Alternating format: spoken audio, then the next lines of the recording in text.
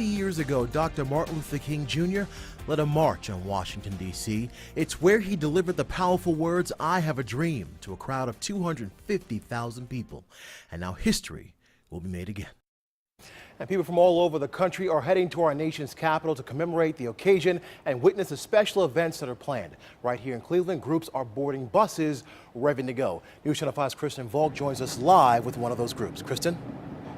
Yeah, Michael, there are nearly 300 people here aboard these 5 buses, all set and ready to go to D.C. They're going to be leaving momentarily. There are people from the local labor unions, teachers unions, as well as the postal union. I've got Crystal here, who's a Cleveland postal worker. Crystal, why did you decide to go, and what do you hope to get out of this? It's such an historical moment that I wanted to share with my 14-year-old son. I wasn't born the first time, but I just had to be here to share the moment. All right. Well, thank you, Crystal. Safe travels. Thank you.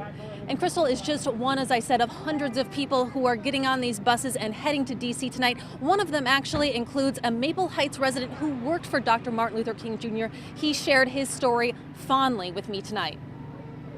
He never sat in the back seat. He always sat up front with me. At just 21 years old, Clarence Bozeman took up a part-time job with his church. He was a college student at Alabama State and just wanted some extra money. He did not want to give the kind of illusion that he's being chauffeured. He was very conscious about that. That job was to pick up Dr. Martin Luther King Jr. from his home and take him to church, Dexter Baptist in Montgomery.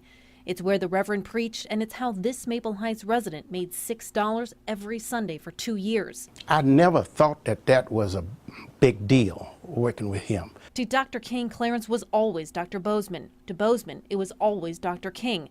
Together, they had a cordial relationship. We would talk about the movement.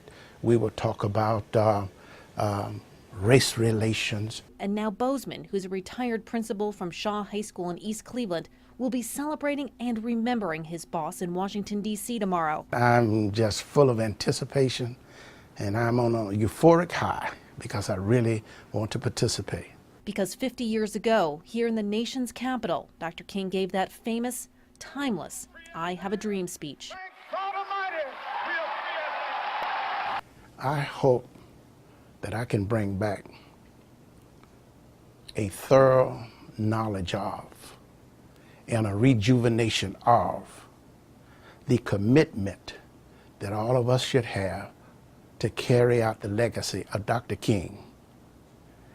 His legacy is worth our trip to Washington. Now, Bozeman also recalls driving Dr. King to his many speaking engagements after church service every Sunday. He said that happened in Dr. King's 54 Blue Pontiac. And for that kind of job, Dr. King gave Bozeman up to about $20 per trip. Live in Cleveland, I'm Kristen Volk, News Channel 5.